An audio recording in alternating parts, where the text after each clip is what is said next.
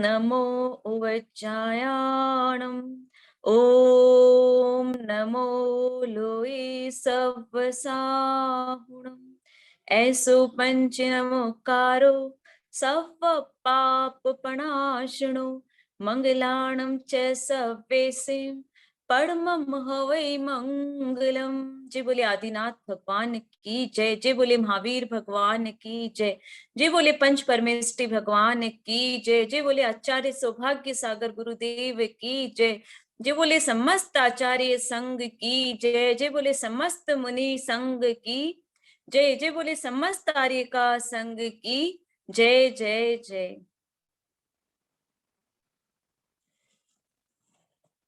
हम सभी रोज चक्र के बारे में जान रहे हैं, रोज डिटेल से हमने काफी इसके बारे में समझ लिया है, लेकिन वो तो था कि क्या क्या इससे डिजीज हो सकती हैं और क्या इनके लिए हम प्राणायाम योगा और इनके लिए हीलिंग और चैंटिंग हम कर सकते हैं इनको हील करने के लिए। तो कौन से बीजाक्षर हम यूज में ले सकते हैं ये सब हमने जान लिया था, लेकिन हम अभी ये जान रहे हैं कि डेली लाइफ के अंदर हम ऐसा क्या करें कि जो हमारे पांचों चक्र है, सातों जो चक्र है, हमारे पांचों तत्व और सातों जो चक्र है वो हमारे बैलेंस होना शुरू हो जाए डेली की लाइफ में। तो हमने कल बात की थी मूलाधार चक्र और स्वादिष्ठान चक्र पर। तो हमने बात की थी कि मूलाधार चक्र को हमें मजबूत करना है तो हमें पृथ्वी तत्व के कनेक्शन में हमें रहना होगा, क्योंकि यही हमें जीवन में स्थिरता देता है। अगर हमारे जीवन में अगर इम्बैलेंस है तो हमें स्थिरता देने के लिए सबसे पहले हमें मूलाधार चक्र को ही मजबूत करना होगा और उसे ही हील करना होगा, और उसके लिए हमें पृथ्वी से कनेक्शन बनाना होगा। ये हमने कल जाना था। अगर जब तक हम पृथ्वी के कनेक्टिविटी में नहीं आएंगे, जब तक हमारे जीवन में स्थिरता भी नहीं आ सकती। दूसरा चक्र फिर हमने जाना था स्वादिष्ठान चक्र। स्वादिष्ठान जो चक्र है वो है जल का रिलेटेड, जल से है उसका तत्व। तो अगर हम हमारे जीवन में जो हम पानी पीते हैं, इसके बारे में भी हम कल चर्चा कर चुके हैं कि जो हम पानी पीते हैं उसे किस तरीके से हमें पीना चाहिए कि जिससे हमारा जो स्वादिष्ठान चक्र है उस पे हमें कभी भी ब्लॉकेज ना हो, कोई भी बीमारी ना हो, किसी भी तरीके की कोई भी परेशानी नहीं हो। इसके लिए हम पानी के बारे में हमने जाना था। और ये शुक्र का भी प्रतीक है, शुक्र ग्रह का। अगर हमने पानी पर अगर हमने अच्छा से इस पे ध्यान दे लिया तो हमारा शुक्र ग्रह भी मजबूत हो जाएगा और उसकी भी हमें कोई वेदना सहन नहीं करनी पड़ेगी। आज हम बात करने जा रहे हैं हमारा तीसरा चक्र, वो है मणिपुर चक्र। ये बहुत ही इंपॉर्टेंट चक्र है क्योंकि ये हमारे अग्नि तत्व को इंडिकेट करता है और कहते हैं कि हमारे शरीर का पावर हाउस भी है। मणिपुर चक्र जो है हमारे शरीर का पावर हाउस है, क्योंकि यहीं पे जो हम खाना खाते हैं, जो हम भोजन ग्रहण करते हैं, उसको यहीं से ऊर्जा मिलती है, मणिपुर चक्र से ही। यहीं पर जाके इसकी पाचन क्रिया होती है, क्योंकि अग्नि तत्व, अग्नि के बिना पाचन क्रिया भी सही से नहीं हो सकती। तो हमारे अंदर जो हम भोजन ग्रहण करते हैं उसको सही रूप में ये मणिपुर चक्र ही उसको चारों तरफ उसको डिस्ट्रीब्यूट करता है। तो हमें अग्नि तत्व को सही रखने के लिए हमें क्या करना है, वही कि जो हम भोजन ग्रहण कर रहे हैं वो हम किस तरीके से उस भोजन को ग्रहण कर रहे हैं। एक स्वर विज्ञान की भी मैं आपको बात बताती हूँ कि स्वर विज्ञान में कहते हैं कि जब भी हम भोजन ग्रहण करें तो नासिका पर ध्यान दें इस तरीके से। अगर राइट साइड की जो नासिका चल रही है वो सूर्य तत्व को इंडिकेट करती है, तो उससे क्या होता है कि जब राइट नोज स्टिल हमारी जब चलती है उस वक्त अगर हम भोजन ग्रहण करते हैं तो वो हमारे लिए बहुत अच्छा रहता है, क्योंकि उससे पाचन क्रिया और ज्यादा बढ़ जाती है। अगर हम लेफ्ट साइड की जो हमारी नोज स्टिल चलती रहती है उसके वक्त अगर हम खाना ग्रहण करते हैं तो उससे क्या होता है, वो ठंडा होता है। उस वक्त जब हमारी सांस बाहर निकलती तो वो एक ठंडक का तत्व रहता है जो हमारे खाने को डाइजेस्ट करने के लिए ठीक नहीं रहता। हम स्वर विज्ञान के बारे में भी जरूर चर्चा करेंगे आगे के टॉपिक में, जैसे जैसे हम चलते रहेंगे। तो ये भी एक बहुत अच्छा इंडिकेशन है कि जब भी हम खाना खाने बैठे तो 1 सेकंड के लिए हमें देख लेना चाहिए कि कौन सा स्वर हमारा चल रहा है। अगर वो स्वर नहीं चल रहा है तो उसके चेंज करने के भी तरीके होते हैं। तो हमें खाना खाते वक्त बहुत ही शांत भाव से भगवान को, जैसे हम भगवान की थाली सजाते ना, उसी तरीके से हमें खाना भी अच्छा से ही खाना चाहिए। कहते हैं कि भोजन हम कैसा हमारे शरीर में डाल रहे हैं। अगर भोजन सात्विक है तो वो हमारे शरीर में जाकर एक हवन का कार्य करेगा। अगर हमारा भोजन सात्विक नहीं है तो वो ही भोजन हमारे लिए क्या हो जाएगा, शमशान। जैसे नॉनवेज खाते हैं लोग बाग, तो हमारा शुरू से यही है कि हमें सात्विक भोजन करना चाहिए। जैसा हम भोजन करेंगे वैसे ही हमारी क्रिया होगी। ये तो हमारे पुण्य का फल है। बोलते हैं हम तो नॉनवेज खाते हैं, फिर भी हमारी किस चीज की कमी है? अरे वो आपके पुण्य का फल है। जब तक वो फल आपको मिल रहा है तब तक आपको किसी चीज का पता नहीं है, लेकिन जिस दिन वो पुण्य आपका क्षय हो जाएगा तब आपको पता चलेगा कि आगे की कर्म आपके आपको कहाँ ले जा रहे हैं। अगर आप मर्त प्राणियों का भोजन आपके शरीर में अगर कोई लेके जाता है तो इसका मतलब हो गया कि वो आपका जो उदर है, जो आपका पेट है, वो एक शमशान बन जाता है। तभी कहते हैं कि हमें सात्विक भोजन ही हमारे शरीर में ग्रहण करना चाहिए। अगर सात्विक भोजन अगर हम ग्रहण करते हैं अच्छा से, तो वो एक हमारे हवन का ही कार्य करता है हमारे शरीर में जाकर। और अगर हम सात्विक भोजन नहीं ग्रहण करते हैं, मरे हुए प्राणियों का अगर हम भोजन ग्रहण करते हैं, तो निश्चित मान के चले कि वो एक शमशान ही है आपका शरीर। तो हमें सात्विक भोजन करना चाहिए। भोजन पे हमारा बहुत ज्यादा फोकस होना चाहिए। हमारा जैन धर्म तो भोजन के बारे में इतना कुछ बताता है कि जिसके बारे में हम सोच भी नहीं सकते कि कौन सा विदल होता है, कौन सा क्या होता है। सारा हमारे जैन धर्म में एक से एक प्रक्रिया शुरू से ही बताई हुई। साइंस आज बताने लगा है। हमारे शास्त्र तो साइंस से आगे चल रहे हैं। सारी चीजें हमारे शास्त्र के अंदर निहित है। हम उनकी तरफ नहीं जा रहे हैं, हम पाश्चात्य संस्कृति को अपनाते जा रहे हैं, वो ठीक नहीं है। तो मैं क्या कर रही थी कि हमारे जो शरीर के अंदर ये जो है वो पावर हाउस का कार्य करता है, मणिपुर चक्र। एक चीज मैंने और नोटिस की है।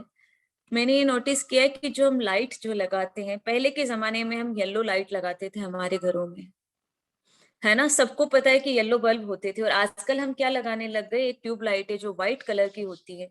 तो जो हम येलो कलर की जो लाइट लगाते थे हमारे घरों के अंदर, वो भी एक हमारे लिए सूर्य का ही कार्य करता था छोटे रूप के अंदर। क्योंकि जो उसकी येलो लाइट थी वो हमारे अंदर एक ऊर्जा का संचार करती थी। लेकिन आजकल जो ये व्हाइट लाइट, लाइट कलर की जो हम लगाने लगे ना, ये सिर्फ मेरा विचार है, मेरा मानना है। मैं इस चीज के बारे में ज्यादा डिटेल से नहीं कह रही हूँ। लेकिन हाँ, वो लाइट भी हमारे लिए, क्योंकि जो हम जो क्रिया कर रहे हैं, हमारे आसपास जो क्रिया हो रही है, वो हमारे शरीर पर डेफिनेटली इफेक्ट छोड़ती हैं। तो ये जो व्हाइट लाइट है ना, हमारे मन को शांत कर देती है। हमें कार्य करने के लिए जो एक मजबूती चाहिए वो सूर्य तत्व देता है। तो वो आजकल हमारी लाइफ से वो भी चला गया है। तो मेरा मानना यही है कि येलो लाइट जरूर हमें घरों में लगानी चाहिए अगर हमें ऊर्जा लेनी है सूर्य की। तो उससे हमें ऊर्जा मिलती रहती है, इनडायरेक्टली ऊर्जा हमें मिलती रहती है। तभी तो बोलते हैं ना, आजकल क्या कलर थेरेपी चली हुई है ना, कि रेड कलर लगाओ। आपके अगर मूलाधार चक्र इम्बैलेंस है, शनि ग्रह खराब हो रखा है, तो रेड कलर के साथ आप चैंटिंग कीजिए, रेड कलर को विजुअलाइजेशन कीजिए। तो मेरा मानना यही है कि जो सूर्य तत्व है उसके लिए हमें घरों में येलो लाइट का फिर से यूज में लेना चाहिए। तो हमने माना जानना कि मणिपुर को चक्र को बैलेंस करने के लिए हमें किस तरीके का आहार ग्रहण करना चाहिए। तो हमें सात्विक आहार ही ग्रहण करना चाहिए। और इसकी भी क्रियाएं हैं, वो भी हमें डाइट चार्ट में मिलती है कि किस तरीके से हमें किस टाइम कैसे भोजन ग्रहण करना चाहिए। अब हम चलते हैं चौथा तत्व, जो है हमारा अनाद चक्र। चौथा जो चक्र है हमारा अनाहत चक्र है, जिसे हार्ट चक्र भी कहते हैं। और ये कहता है कि प्यार का और प्रेम का और करुणा का प्रतीक है हृदय चक्र हमारा। और जब हम विशुद्धि की भावना भाते तो सबसे पहले हमें सारे जग के लिए हमें प्रेम की भावना रखनी चाहिए, विश्व कल्याण की भावना रखनी चाहिए। तो ये हृदय चक्र क्या है, हमारा एक प्रेम का प्रतीक है। यहाँ से हमारी भावनाएं जुड़ी हुई हैं। हृदय चक्र से, और इसका कलर सबको पता है कि ग्रीन कलर इसका होता है, और ये वायु तत्व को इंडिकेट करता है। तभी तो कहते हैं कि अगर हृदय चक्र को आपको सही करना है तो आपको प्राणायाम करना है, अपनी सांसों पे ध्यान देना चाहिए। तभी तो हम डेली बोल रहे हैं कि क्या करना चाहिए, अनुलोम विलोम, कपाल भारती, भ्रामरी, ये सब हमने एक एक चीज के बारे में हमने ये भी बताया था कि किस तरीके से हमें इन चीजों को डेली लाइफ में अपनाना चाहिए। ये बहुत जरूरी है। अगर हमारी सांसें सही नहीं है, क्योंकि हम जब पैदा होते हैं तो सबसे पहले यही सांस हमारे साथ रहती है। अगर ये सांस नहीं है, इसका मतलब ये है कि अगर ये प्राण ऊर्जा नहीं, तो इसका मतलब क्या हुआ कि बच्चा मृत पैदा हुआ है। तो ये प्राण ऊर्जा बहुत जरूरी है हमारे शरीर में, और इस प्राण ऊर्जा को बैलेंस करने के लिए हमें हमारी सांसों पे फोकस करना ही होगा। जब भी हम सांस ले तो हमें ध्यान देना है कि जब हम सांस ग्रहण करते हैं तो उस वक्त पेट फूलना चाहिए, और जब हम सांस छोड़ते हैं तो उस वक्त पेट को अंदर चिपक जाना चाहिए। और हमें सांसों पे पूरी तरीके से अगर हम ध्यान देंगे तो हमारा मस्तिष्क, हमारे हृदय चक्र, हमारे फेफड़े, हमारे लीवर, वहां तक ऑक्सीजन लेवल सही से पहुंचेगा और हमें इन बीमारियों से मुक्ति मिलेगी। तो हृदय चक्र पर हमें किस चीज का ध्यान देना है? प्राण ऊर्जा का। क्योंकि प्राण ऊर्जा जब तक है तब तक ही हमारा शरीर अस्तित्व में है, तब तक ही हम संसार में अस्तित्व में है। जब तक हमारी प्राण ऊर्जा हमारे अंदर संचारित हो रही है तब तक ही हम इस सृष्टि में। जिस दिन हमारे शरीर से प्राण ऊर्जा निकल गई, उस दिन एक हमारी देह मर्त देह हो जाएगी और हमें ले जाके पंच तत्व में विलीन कर दिया जाएगा। तो उससे पहले अगर हमें स्वस्थ रहना है तो सबसे ज्यादा इंपॉर्टेंट है कि हमें हमारी सांसों पे ध्यान देना होगा। हमें डेली की लाइफ में अनुलोम विलोम, कपाल भारती, ये सब प्राणायाम अपनाने होंगे। हमें जो प्रकृति के जो पंच तत्व है, सूर्य की किरणें, पृथ्वी तत्व, इन सब के साथ हमें हमारा रिलेशन मेंटेन रखना होगा। वायु तत्व, हमें खुली हवा के अंदर घूमना होगा, तभी हम स्वस्थ रह सकते हैं। आजकल हम भूल चुके हैं इन सब चीजों को, इतने ज्यादा उलझ गए, इतनी ज्यादा उलझ गए हमारी डेली की लाइफ में कि हम इन चीजों से इससे दूर होते जा रहे हो। हमारी मानसिक बीमारियां ज्यादा हमें जकड़ती जा रही हैं। शारीरिक और मानसिक तौर पे हम बीमार होते जा रहे हैं क्योंकि हम इन चीजों पे बिल्कुल भी ध्यान देना बंद कर चुके हैं। हम उठते हैं और वही डेली का रूटीन हमारी लाइफ के अंदर, सुबह उठे, फटाफट नहाए धोए, हमारे काम पे चले गए। तो हमें हमारी सांसों की क्रिया पर बहुत सही तरीके से हमें ध्यान देना होगा। सांसों पे हमें हमारे तालमेल बैठा के चलना होगा, तभी हम स्वास्थ्य को प्रदान कर पाएंगे, स्वस्थ रह पाएंगे। आगे हम चलते हैं। पांचवा तत्व, पांचवा चक्र। पांचवा चक्र कौन सा है? हमारा विशुद्धि चक्र। जो थ्रोट चक्र हमारे यहाँ पर है वो हमारा पांचवा चक्र है। इस पे तो हमने भावना भी भाई थी, 16 भावनाएं। ये 16 पंखुड़ियों का कमल यहाँ पर विराजित है।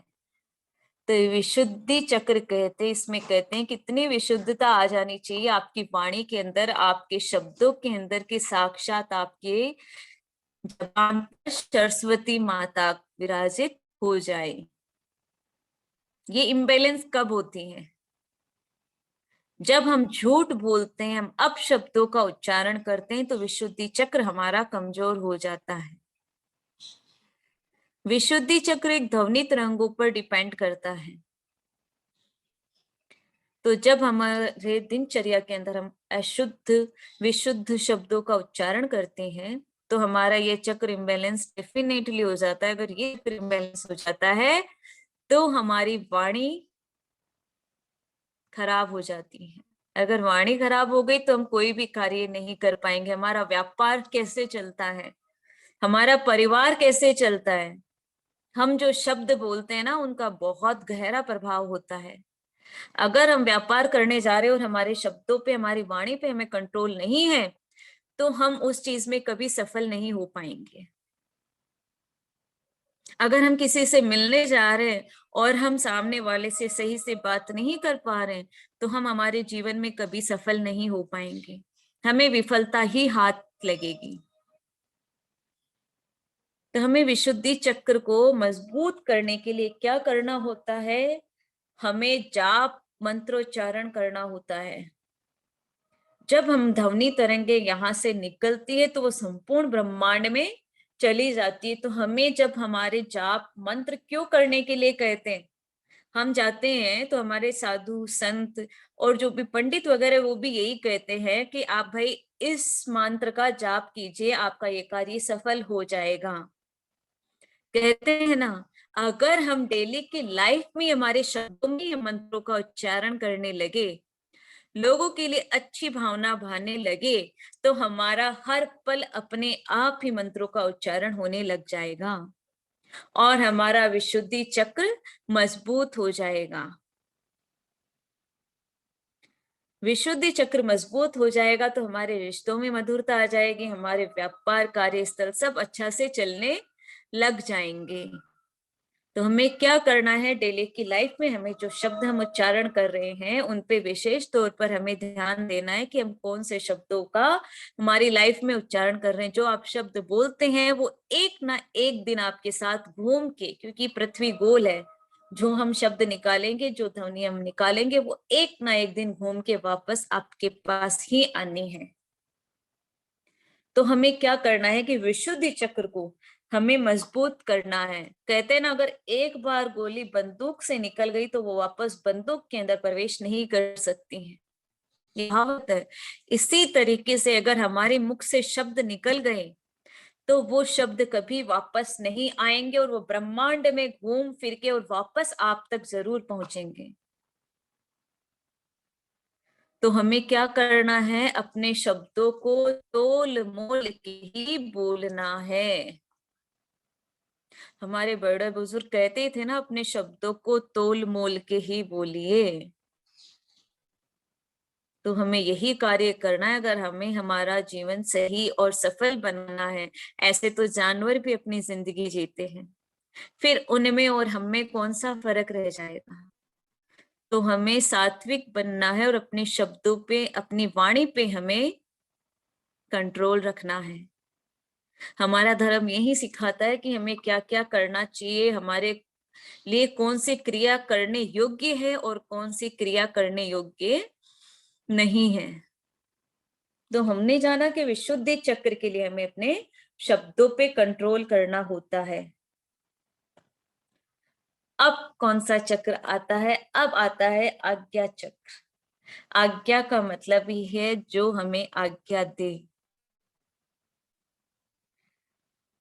तो आज्ञा चक्र हमें क्या बताता है कि अगर हमने आज्ञा चक्र पर विजय प्राप्त कर ली तो हमें भूत, भविष्य और वर्तमान तीनों काल का ज्ञान हमें हो जाएगा। अब ये ज्ञान कैसे होगा, इसके लिए हम क्या करें? ये ज्ञान के लिए हमें क्या करना है, गुरु उपासना करनी होती है। आज्ञा चक्र बिना गुरु उपासना के कभी भी जागृत नहीं होगा। हमें आदिनाथ प्रभु की शरण लेनी चाहिए, जिनवाणी की स्तुति करनी चाहिए और हमारे जो गुरु हैं उनका हमें सानिध्य लेना चाहिए और उनका आशीर्वाद लेना चाहिए। उनके आशीर्वाद के बिना ये गुरु तत्व, आज्ञा चक्र हमारा कभी मजबूत नहीं हो सकता, क्योंकि हम इस पंचम काल में हैं। पहले तो भावना बातें थे, तो पहले बिना गुरु के भी एक पहले जो आते थे हमारे, तो उन्हें ज्ञान हो जाता था। अंदरूनी ज्ञान पहले से ही किसी किसी मनुष्य में, किसी किसी ऋषियों में रहता था जन्म जात। लेकिन आजकल हमें गुरु की जरूरत पड़ती है, बिना गुरु की आज्ञा चक्र हमारा जागृत नहीं हो सकता। तो हमें यही करना है कि हमें इस गुरु तत्व के लिए प्रभु की भक्ति करनी है। इसे जागृत करने के लिए प्रभु की भक्ति हमें जरूर डेली करनी चाहिए और गुरु का आशीर्वाद हमें जरूर लेना चाहिए, उन गुरुओं का जिन्होंने हमें ज्ञान दिया, हमें इस जीवन में सही राह दिखाई। गुरु भी बहुत तरीके के होते हैं, आजकल ये पंचम काल है, सही और गलत भी होते हैं। तो हमें ये विवेक स्वयं को रखना होगा कि हमें कौन से गुरु की शरण में जाना है। हमें विवेक पूर्वक, बुद्धि पूर्वक कार्य करना होगा। सिर्फ किसी के कह देने मात्र से हमें कोई कार्य नहीं करना चाहिए, उसमें अपने बुद्धि और विवेक सही गलत का निर्णय लेना चाहिए। फिर उसके बाद चक्र आता है सहस्त्रार चक्र। अगर गुरु का आशीर्वाद हमें मिल गया, प्रभु की भक्ति का अमृत हमें मिल गया, तो सहस्त्रार चक्र तो अपने आप ही जागृत हो जाएगा। तो प्रभु की सहस्त्रार चक्र जागृत होते ही हमें इन सृष्टि से कोई प्रयोजन नहीं रह जाता है। हमारे कोई सी भी सिद्धि, कोई सी भी रिद्धि, कुछ भी चीज हमारे लिए मायने नहीं रखती है। फिर तो हम सिर्फ उस परमात्मा के अंदर लीन हो जाते हैं और हम इस मौन के अंदर चले जाते हैं, क्योंकि उसके बाद हमारे जन्म मरण के सारे बंधन छूट जाते हैं, सारे कर्मों की निर्जरा हो जाती है हमारे जीवन में। उस चक्र तक पहुंचने के बाद सिर्फ सिर्फ सिर्फ और मौन साधना रह जाती है। तो हमें क्या करना है, सहस्त्रार चक्र के लिए हम इन सातों चक्रों पे एक एक स्टेप बाय स्टेप हमें चलना होगा। एक एक सीढ़ी हमें पार करनी होगी, हमें चलना शुरू करना होगा इन्हीं सातों चक्रों पर हमें ध्यान लगाकर। यही हमारी सीढ़ी है। मैंने खुद ने मेरी लाइफ में इस चीज को आजमाया है, तभी मैं आप सब लोगों को इस बारे में बोल पा रही हूँ। ये एक एक सीढ़ी है जिस पे हमें चलना, ये हमें मजबूती प्रदान करेगी, हमारे कर्मों को ये नहीं टालेगा। कोई भी अपने कर्म बंधन नहीं टाल सकता है, लेकिन हाँ, उन्हें सहने के लिए हमें मजबूती मिल जाती है, शक्ति मिल जाती है, ऊर्जा मिल जाती है। हम हमारी जिंदगी में बैलेंस बनाना सीख जाते हैं, जिससे हमारा जीवन आसान हो जाता है और हमें किसी चीज के लिए, सही गलत चीज के लिए निर्णय लेने की शक्ति मिल जाती है। तो हमें सातों चक्रों पे मैं कहती हूँ कि सभी को जरूर जरूर कार्य करना है। मैं इतने दिनों से इसीलिए कह रही हूँ क्योंकि हम बहुत डगमगाते जा रहे हैं हमारी जिंदगी में। ये जो सात चक्र है हमारे जीवन में एक बहुत बड़ा बदलाव लेके आएंगे। इन पर आप ध्यान लगाइए। मैंने पहले भी कहा था, इसका ध्यान लगाने का, बीज डालने का एक ही तरीका है, 3-3 दिन तक हर चक्र पे हमें साधना करती जाना है, सुबह और शाम। बाकी मैंने सारे डिटेल में आपको रोज बता रही हूँ, वो वीडियो जरूर सुनिए और लोगों को भी उनको फॉरवर्ड कीजिए कि किसी ना किसी के लिए उससे लाभ मिल सके। ये सात चक्र हमारे बेसिक हैं, इन पे अगर हमने विजय प्राप्त कर ली तो हम आगे चलकर भी बहुत सारे कार्य कर सकेंगे, हमारी साधना हम पूर्ण कर सकेंगे। लेकिन उससे पहले हमें इन सात चक्रों को जागृत करना होगा, हमारी ऊर्जा का संचार हमें बढ़ाना होगा, तभी हम आगे जाके कार्य कर सकेंगे। तो इन सात चक्रों की ऊर्जा को बढ़ाने का मैंने आपको रोज एक एक तरीका बता चुकी हूँ, और डेली की लाइफ में हमें क्या करना है आज मैंने आपको वो भी थोड़ा बहुत बताया है। मैंने बताया कि मूलाधार चक्र के लिए हमें पृथ्वी पर जरूर चलना है, मिट्टी के अंदर चलना होगा। रोड के जो कंक्रीट के जो रोड है ना, उन पे नहीं, मार्बल पे नहीं, हमें मिट्टी के साथ हमें कनेक्टिविटी बनानी होगी, तभी हम स्थिरता प्राप्त कर पाएंगे। रोज हमें प्राणायाम करना है, रोज गुरु की उपासना करनी है, गुरु भक्ति करनी है, रोज की चर्या में हमें, हम जो शब्द बोल रहे हैं उन पे भी हमें कंट्रोल करना है। शब्दों पे बहुत बड़ा चैप्टर है, शब्दों का, ध्वनि का। ये हमारे जीवन में बहुत इम्पोर्टेंस रखता है पूरी तरीके से। तो हम धीरे धीरे जरूर इन सब चीजों के बारे में जानेंगे। तो आप प्लीज जरूर गुरुदेव का आशीर्वाद लेकर इन सात चक्रों पे आप ध्यान जरूर लगाना शुरू कर दीजिए, गुरु का आशीर्वाद जरूर लीजिए इन सब चीजों को करने से पहले, और फिर उसके बाद इन सातों चक्रों पर आप कार्य कीजिए। आज हमने बहुत दिनों से इन सात चक्रों पे हम बात करते जा रहे हैं, तो आप सभी को इन सात चक्रों के बारे में पता चला होगा। तो इन्हीं का आप शुरुआत कीजिए अपनी जिंदगी में और एक बीजारोपण कीजिए, और गुरु भक्ति का उसके अंदर पानी डालिए, जिनवाणी का उसके अंदर सींचिए, जिनवाणी माता की स्तुति से।